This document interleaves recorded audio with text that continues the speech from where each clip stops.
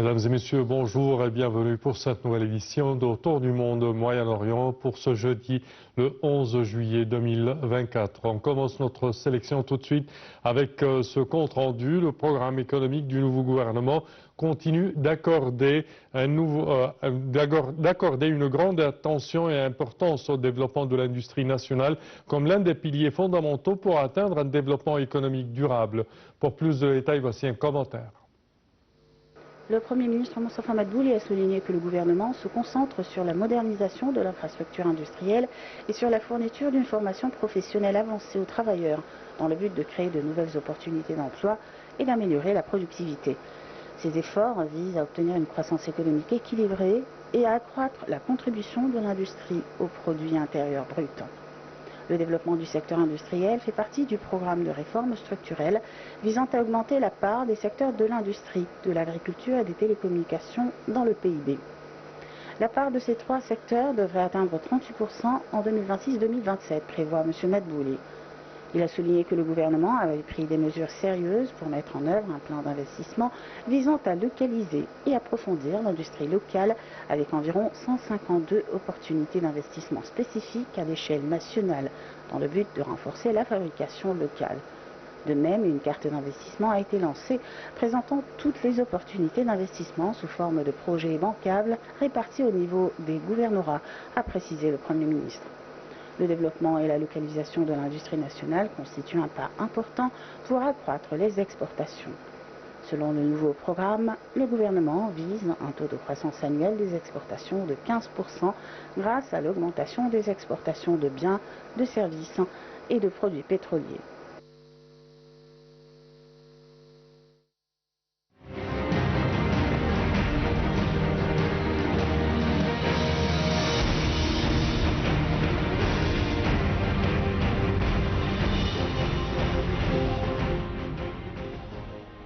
Et pour plus d'explications sur ce sujet, mesdames et messieurs, nous avons le plaisir d'accueillir au bout du fil M. Nadim Samna, qui est expert en économie. Bonjour.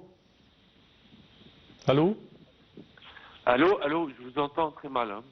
Je vais essayer d'articuler plus. Alors, on parlait de ce programme du gouvernement basé sur l'un de ses grands piliers, le développement de l'industrie et la modernisation de l'industrie égyptienne. Alors, comment voyez-vous cela? C'est une priorité pour le gouvernement, bien sûr. Là, on voit toutes les expériences des autres pays qui ont, on va dire, qui ont réussi à sortir de la pauvreté et à rentrer vraiment dans le camp des pays développés, l'ont fait en localisant l'industrie, en ayant un savoir-faire. Également, quand on parle afin d'atteindre les objectifs du gouvernement et du plan du gouvernement pour atteindre un taux de croissance de 4,2% pour l'année fiscale 2024-2025 et de 5% dans les années suivantes, comment voyez-vous le programme et est-ce que ça peut aider vraiment avec les défis actuels de part et d'autre concernant ce développement? Disons, l'année dernière et l'année d'avant, on avait une crise là, que tout le monde connaît. Donc l'année prochaine, c'est une période d'ajustement. Une période d'ajustement pour réduire l'inflation, pour gagner la confiance des investisseurs, pour augmenter la part des investissements directs étrangers. Mais le but, à mon avis, c'est avoir sur le long terme une croissance plutôt vers les 8%. Et c'est pour ça qu'il faut augmenter la part d'investissement, il faut augmenter la part on va dire la part de valeur ajoutée dans la chaîne de valeur qui est fait localement. Et une fois l'économie sur les rails, nous aurons aisément ces résultats. Je m'excuse, une fois l'industrie sur les rails, on aura aisément ces résultats. Bien sûr, là, on sait que l'industrie, ça va être la locomotive de la croissance. Oui. L'industrie et aussi l'agriculture, mais l'intérêt est porté sur l'industrie pour augmenter la part des exports, pour améliorer la balance commerciale, pour aussi créer des offres d'emploi pour tous les jeunes qui arrivent sur le marché de l'emploi. La priorité est donnée à l'industrie, bien sûr. Parfait, Monsieur Nadim Sam. Nous tenons à vous remercier énormément de vos explications. Je répète que vous êtes expert en économie. Merci à vous. Et nous enchaînons, chers téléspectateurs, avec cette information. Le ministre des Affaires étrangères, de l'Immigration et des Affaires des Égyptiens à l'étranger, Badr Abdelati, et son homologue jordanien, Ayman Safadi, se sont entretenus au siège du ministère à la nouvelle capitale administrative. Il s'agit de la première visite au Caire de M. Safadi après la formation du nouveau cabinet égyptien. La coopération bilatérale et les questions régionales ont été au menu des discussions, suivies d'une conférence de presse conjointe au cours de laquelle les deux ministres ont fait la lumière sur les perspectives de renforcement de la coopération entre les deux pays ainsi que sur leur vision commune vis-à-vis de la conjoncture régionale et internationale. Les deux ministres ont également parlé des dossiers discutés lors de leur entretien, dont notamment les questions d'intérêt commun, affirmant la poursuite de la coordination entre les deux pays, tous azimuts. Et le ministre israélien de la Défense, Yoav Gallant, a confirmé hier qu'Israël est prêt à ouvrir le terminal de Rafah du côté palestinien, mais qu'il n'accepterait pas le retour du Hamas. Netanyahou a assuré l'envoyé des États-Unis au Moyen-Orient de son engagement envers l'accord d'échange à condition que les lignes rouges israéliennes soient maintenues. C'est ce qu'a déclaré le bureau du Premier ministre israélien. L'Égypte posait le retrait total d'Israël du côté palestinien du passage frontalier de Rafah comme condition préalable à la reprise de fonctionnement du terminal de Rafah, avait affirmé vendredi 31 mai une source égyptienne.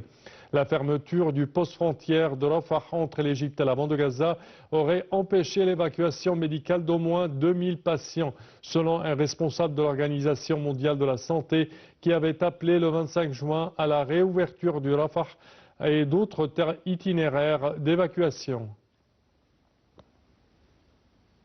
Et les forces israéliennes ont lancé de nouvelles frappes meurtrières dans la bande de Gaza hier, selon des sources médicales et l'armée qui a déclaré avoir visé des militants du Hamas opérant à l'intérieur d'un bâtiment d'une agence de l'ONU. L'armée de l'occupation israélienne a également indiqué qu'elle examinait une attaque menée mardi au cours de laquelle, selon des sources hospitalières, au moins 29 personnes ont été tuées dans une école située à proximité dans la région de Khan Younes, dans le sud du pays. Tôt mercredi, 4 personnes ont été tuées et une autre grièvement blessée dans le bombardement d'une maison dans la ville centrale de Nusayrat, selon une source hospitalière. Selon une autre source hospitalière, 2 personnes ont été tuées et 6 autres blessées lors d'une autre attaque contre une maison de Bani Souhaïla près de Khan Younes. Israël a intensifié ses attaques aériennes et terrestres dans la ville et le sud du Gaza depuis qu'il a donné l'ordre d'évacuer des dizaines de milliers de personnes dans ce territoire palestinien frappé par la guerre. L'armée israélienne a déclaré que l'une des attaques menées visait des cibles du Hamas et du Jihad opérant à l'intérieur du siège de l'Agence des Nations Unies pour les Palestiniens, l'UNRWA. L'offensive militaire israélienne a tué au moins 38 243 personnes à Gaza, également des civils pour la plupart, selon les chiffres publiés mardi par le ministère de la Santé du territoire dirigé par le Hamas. Et parallèlement, Médecins sans frontières, MSF, alerte sur une grave pénurie de matériel médical dans la bande de Gaza où aucun camion de l'ONG française n'a pu entrer depuis plus de 2 mois alors que la guerre continue de faire rage entre le Hamas et Israël.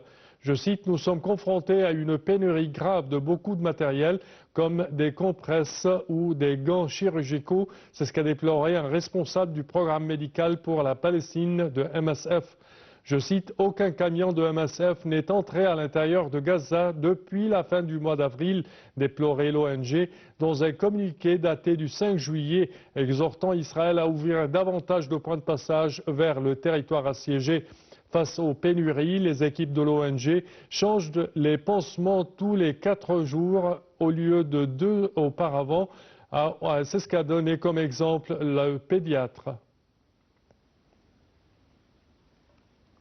Et un navire commercial au large de la côte est du Yémen a été la cible mardi d'une attaque qui aurait été menée par les Houthis, selon une agence maritime britannique qui suit les assauts contre les navires.